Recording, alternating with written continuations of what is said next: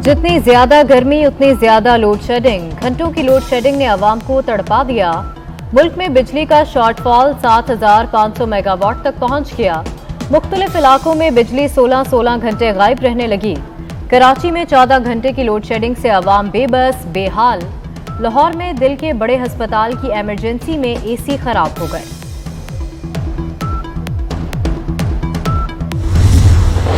गर्मी के सताए लोगों पर कुदरत को तरस आ गया। मानसून बारिशों का पहला स्पेल जुमे को शुरू होगा। बालाई पंजाब, बलोचिस्तान, बालाई खैबर पख्तूनख्वा और सिंध में 4 जुलाई तक तेज बारिश की पेशगोई। मानसून का दूसरा सिलसिला 6 से 15 जुलाई तक मुतवक्के। ईद उल अजहा पर भी बारिश का इम्कान है।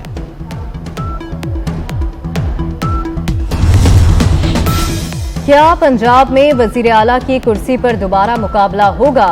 हम दोबारा इलेक्शन का सोच रहे हैं।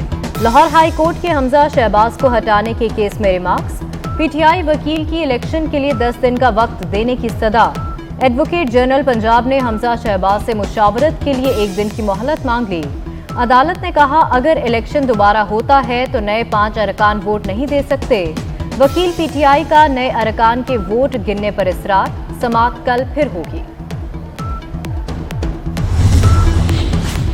पंजाब में हमजा की हुकूमत नहीं रहेगी। इमरान खान का दावा। कहते हैं जानिबदार इलेक्शन कमीशन बेनकाब हो गया। इलेक्शन में धांधली की तैयारी हो रही है। इन्होंने तो रहना नहीं। अफसरान कोई गैर कानूनी काम ना करें।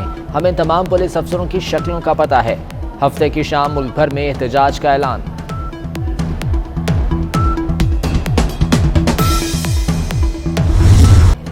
जुडिशल कमीशन किसी नतीजे पर ना पहुंच सका। सिंध हाई कोर्ट में 7 जजेस की तैनाती मौखर। चीफ जस्टिस उमर अता बंदयाल की सरबराही में इजलास। जस्टिस काजी फाइज ईसा की वीडियो लिंक के जरिए शिरकत। जुडिशल कमीशन रूल्स में तरमीम के बाद दोबारा इजलास होगा।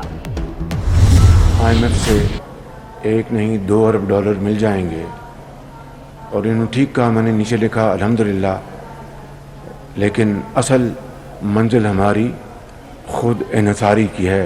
कोशिश करेंगे कि मुश्किलात का सामना करके इससे निकला जाए। आसान बात नहीं है।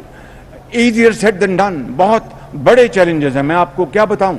और अगले 14 महीने में कोई मैं ज़्यादा बड़े सबस बाग ना दिखाने का कायल हूं, न दिखाऊंगा कि हम 14 महीने में कोशिश करेंगे कि हम एक स्टेबिलिटी लेके आएँ, अपना इकोनॉमिक स्टेबिलिटी, मगर वो जुड़ी हुई है पॉलिटिकल स्टेबिलिटी के साथ। सुपर टैक्स से जमा होने वाला पैसा ज़ाया नहीं होगा। 230 अरब मुल्की तरक्की और खुशहाली के लिए इस्तेमाल होंगे। वज़ीर आज़म का कौम से वादा।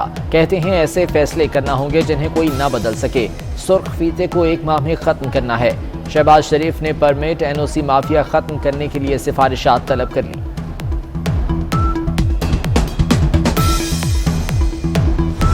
चार साल में हमने देखा कि इनडायरेक्ट टैक्सेस ही लगते रहे। हमने डायरेक्ट टैक्सेस लगाए, नॉन इन्फ्लेशनरी टैक्स लगाए, और हमने सुपर टैक्स लगाया है 4% से लेकर 10% तक। और किस पे लगाया 4% भी? उसके ऊपर जिसको 30 करोड़ रुपए से ज़्यादा आमदन है, जो फाइनेंशियली इतनी मुश्किल थी।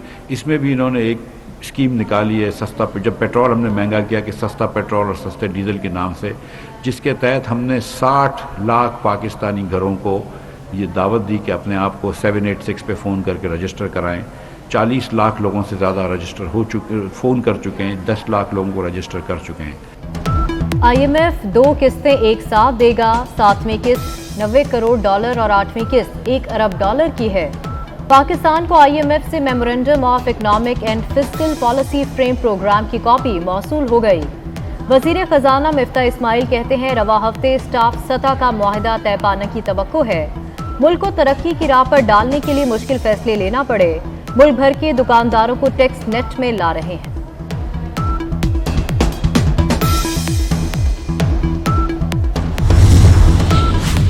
मुल्क की तारीख में FPR की टैक्स वसूली पहली बार 6,000 अरब रुपए तक पहुंच गई। मौजूदा माली साल के लिए मुकर्रर करदा इब्तदाई हदफ 5,829 अरब रुपए था।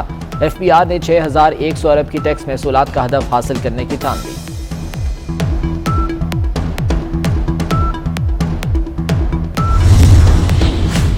All Pakistan textile mills association का वजीर आजम शहबाज शरीफ को खत। कहा टेक्सटाइल सेक्टर को रियायती निर्खों पर बिजली और गैस की मुद्दत 30 जून को खत्म हो रही है। हुकूमत के साथ तवानाई की कीमतों पर कई इजलास किए गए। टेक्सटाइल इंडस्ट्री बरामदी ऑर्डर बुक नहीं कर रही। टेक्सटाइल सेक्टर के लिए 30 जून से कबल बिजली और गैस की कीमतों का ऐलान किया जाए।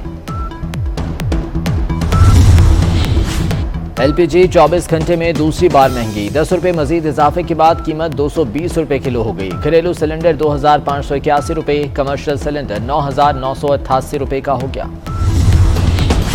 लाहौर में जान बचाने वाली अद्वियात की मसनूई किल्लत, कोरोना की वापसी के साथ ही पैनाडोल गायब। जहनी तनाव और जोड़ों के दर्द की अद्वियात भी नापैद हो गईं। दमा, हेपेटाइटिस, कैंसर, दिल का दौरा रोकने वाली अद्वियात की किल्लत। माफिया ने फेफड़ों के इन्फेक्शन समेत 40 से ज्यादा अद्वियात गायब कर दी। मुत्तहदा रहनुमा कंवर नवीद जमील ब्रेन हैमरेज के बायस अस्पताल मुंतकिल। कंवर नवीद जमील इंतहाई निगहदाश्त वार्ड में जेर इलाज। तर्जुमान MQM पाकिस्तान की दुआओं की अपील। वजीर आला सिंध का खालिद मकबूल सदीकी और ख्वाजा इजहार को फोन। कंवर नवीद की तबीयत से मुतालिक दरियाफ्त किया। जुडिशल मजिस्ट्रेट शर्की के अहकामात, महकमा सेहत सिंध ने दुआ ज़हरा की उम्र के तयन के लिए स्पेशल मेडिकल बोर्ड तश्कील दे दिया। सरबराही डाव मेडिकल की प्रिंसिपल प्रोफेसर सबा सुहेल करेंगी। बोर्ड उम्र का 3 दिन में तयन करके अदालत और महकमे को आगाह करे, सेक्रेटरी सेहत की हिदायत।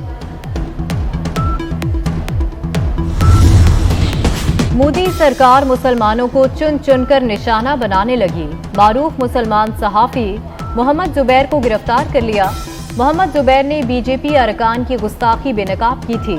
राहुल गांधी और असदुद्दीन अवैसी समेत भारतीय सियासी और समाजी रहनुमा और सहाफ़ियों की मजम्मत।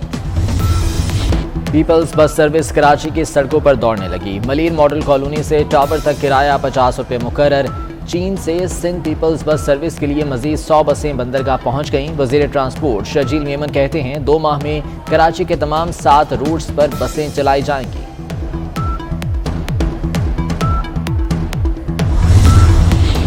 लाहौर में ऑरेंज ट्रेन और मेट्रो ट्रैक के साथ 513 नई बसें चलाने का प्लान। अली टाउन से डेरा गुजरा, गजूमता से शाहदारा तक नई बसें चलेंगी।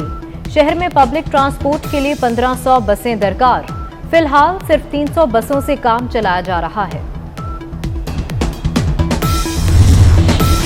न्यूजीलैंड क्रिकेट बोर्ड का 3 मुल्की T20 सीरीज के शेड्यूल का ऐलान। सीरीज न्यूजीलैंड में 8 से 14 अक्टूबर तक खेली जाएगी। पाकिस्तान, बांग्लादेश और न्यूजीलैंड की टीमें हिस्सा लेंगी। कराची की मवेशी मंडी में 2.5 लाख से ज्यादा जानवर पहुंच गए। महंगाई और सख्त गर्मी के बायस खरीदारी का रुझान कम। मवेशी मंडी में रॉकेट की दबंग एंट्री। कराची का रॉकेट सबकी दौड़ें लगवाने का माहिर।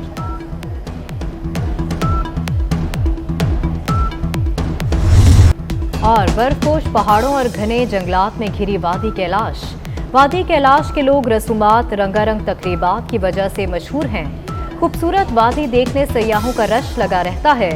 सड़कें ना होने से सयाहों और मकामी लोगों को मुश्किलात का सामना है।